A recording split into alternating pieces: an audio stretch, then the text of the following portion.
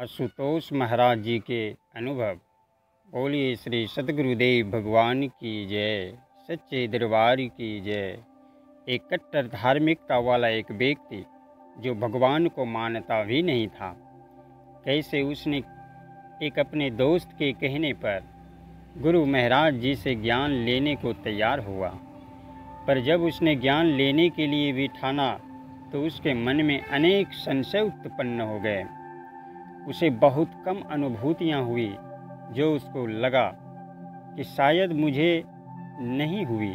और गुरु महाराज जी की कृपा से जो उसके साथ बैठे थे उनको गुरु महाराज जी ने बहुत अच्छी अनुभूतियाँ कराई थी ज्ञान दीक्षा के समय। तो चलिए सुनते हैं इस अनुभव को आगे, जिसमें वह बताता है कि दीक्षा प्रक्रिया शुरू हुई, मुझे हल्का सा प्रकाश दिखाई दिया।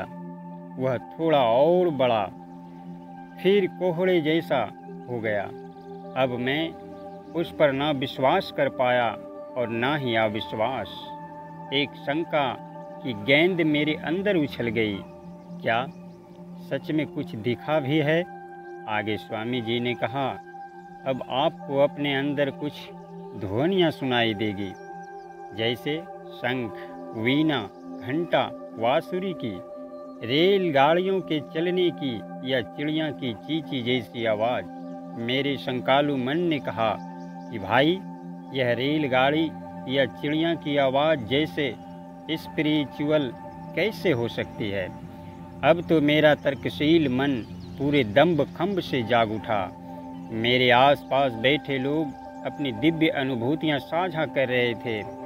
किसी को गुरु नानक देव जी, किसी को श्री राम जी, तो किसी को कृष्ण जी के दर्शन हुए थे।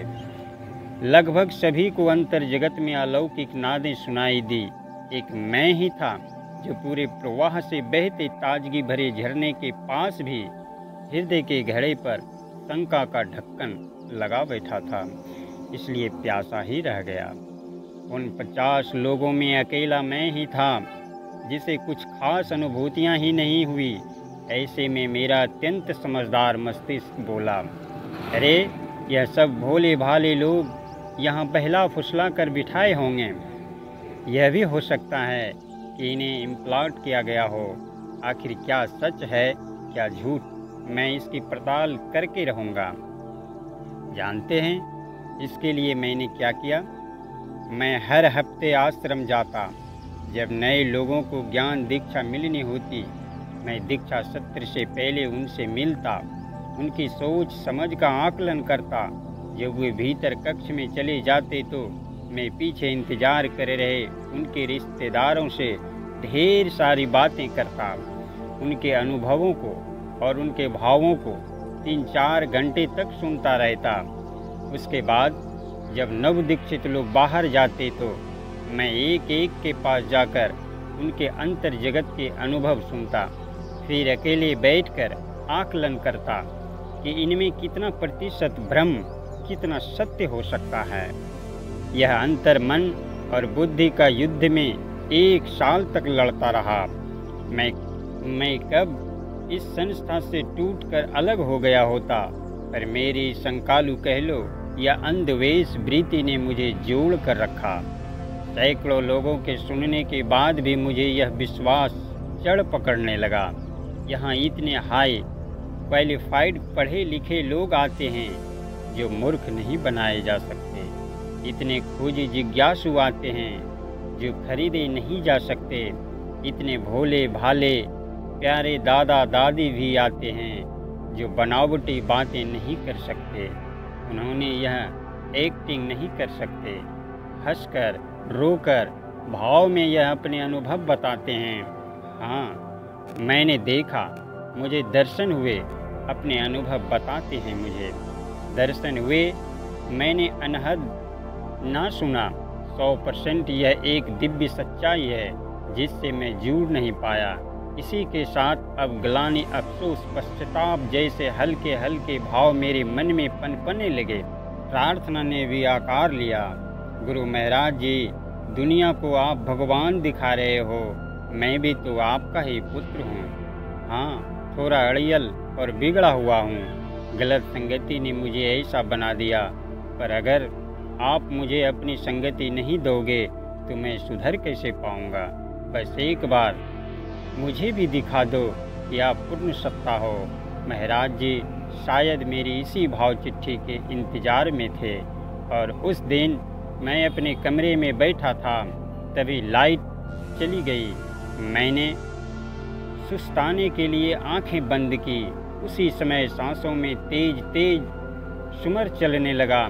यह एक शब्दहीन तरंग जैसे था। कानों में हल्की हल्की धून भी सुनाई देने लगी। मुझे लगा कि बाहर गली में कुछ बज रहा है, पर धीरे धीरे वह धून बढ़ती गई। मुझे एहसास हुआ कि यह मेरे भीतर बहुत नज़दीक से कुछ बज रहा है, नहीं बल्कि मेरे अंदर ही बज रही है। यह तो अनहद नाद है, बांसुरी की मीठी मधुर नन्ही घंटियों की झुनझुनाहट। मैं मगन होकर सुनने लगा, और इसी के साथ मेरा तृतीय नेत्र पर बड़ा प्रखर अलौकिक प्रकाश चमक उठा, इतना तेजस्वी कि उसे एक अंधा भी ना नकार सकता था। यह अनुभूति कुछ मिनटों की थी, पर सच इसने मेरे अंदर का नास्तिक मार दिया। इस्लामवाद कीटाणुओं को अच्छे से धुलाई कर दी। मैंने कमरे से बाहर आकर अपनी बहन से, जिसे मैं अपने बगावती विचार सुनाता था, हाँ बहन, सच में ईश्वर है। आज मैंने उसे देखा है, सुना है, सांसों में अनुभव किया है। श्री आशुतोष महाराज जी पूर्ण गुरु हैं, गुरुओं के गुरुदेव हैं, उनका ब्रह्म ज्ञान पूर्ण है। इस दिव्य अनुभूति के कुछ दिनों के बाद दिव्य गुरु श्री आशुतोष महाराज जी के दर्शन करने का सौभाग्य मिला। संयोग से मेरा वह मित्र भी मेरे साथ था। उसे अभी मैं अपनी अंतर अनुभूति के बारे में कुछ नहीं बता पाया था, इसलिए उसने मेरा वही पुराना राग आलाप दिया जो मैंने उसे पूरे साल सैकड़ों बार सुनाया था। महाराज जी यह कहता है कि इसे यहाँ कोई आंतरिक अनुभव नहीं हुआ है। महाराज जी ने मेरी ओर देखा, थोड़ा आगे झुके, दिव्य रूप से मुस्कुराते हुए बोले, सच में तुझे कोई अनुभव नहीं हुआ? मैंने हाथ जोड़ लिए और बोला, महाराज जी पहले नहीं हुआ था, पर आपकी कृपा से अब हो चुका है। मुझे प्रकाश का भी दर्शन हुआ, अनहद नाद और नाम का भी अनुभव हुआ, और अब मुझे आपकी और ब्रह्म ज्ञान की पूर्णता को प्रमाणित करने वाले अनुभव नहीं चाहिए, मुझे भक्ति चाहिए। ऐसा कहते हुए मेरा गला रुद्र गया, मैं भावुक हो गया। उसी रात मैंने एक भट्ठी तैयार की, उसमें आग जलाई, सारा नास्तिक साहित्य और किताबें पन्ने दर पन्ने फाड़ फाड़ कर उसमें डाल दिए। मैंने अपने ब्रह्म की होली जलाई, क्योंकि श्री महाराज जी ने मुझे ब्रह्म से जोड़ दिया था। उसके बाद जो महाराज जी का स्वरूप मैंने रुमाल में लपेटकर 1 साल से अलमारी में रखा हुआ था, उसे बाहर निकालकर बीचों बीच सीने पर रख दिया। आगे आगे भाव इतने बढ़े कि अपने ट्रैक्टर ट्रॉली से चोर कर संगत और पड़ोसियों को पुकार पुकार कर कहता, चलो नूर महल, भगवान को देखना और पाना है तो चलो दिव्य ज्योति जागृति संस्थान। एक दिन मैंने गुरु महाराज जी से कहा, महाराज जी, यह जो तर्कशील नास्तिक होते हैं वे कहते हैं कि धर्म समाज के लिए अफीम जैसा नुकसानदायक है। महाराज जी एकदम से जोश में बोले, यदि मर्यादा नहीं होगा तो समाज कैसे चलेगा? जो एक भाई बहन के बीच, माता और बेटे के बीच, पिता पुत्री के बीच मर्यादा की दीवार है, पवित्रता है, वह धर्म के कारण ही तो है, बिना तो समाज पास वक हो जाएगा कि नहीं। मेरे दिव्य गुरुदेव श्री आशुतोष महाराज जी की यह एक पंक्ति उन असामाजिक तत्वों की 100 किताबों पर भी भारी पड़ी थी। गुरु भाई बहन, इस अनुभव के माध्यम से आपने सुना कि कैसे गुरु जब दया करता है तो नास्तिक को तो छोड़ो, अपनास्तिकों को भी आस्तिक बना देता है। गुरु की कृपा अनंत होती है। जब गुरु कृपा करते हैं तो वे ब्रह्मांड के नियमों तक को बदल कर रख देते हैं।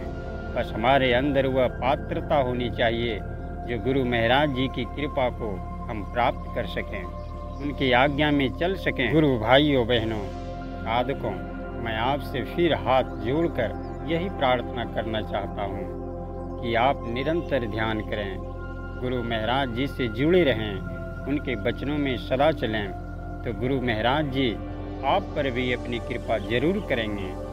इसी के साथ मैं आज के इस दिव्य अनुभव को यहीं समाप्त करता हूँ। तो प्रेम से बोलिए श्री सद्गुरुदेव भगवान की जय, सच्चे दरबार की जय। जय जय श्री आशुतोष।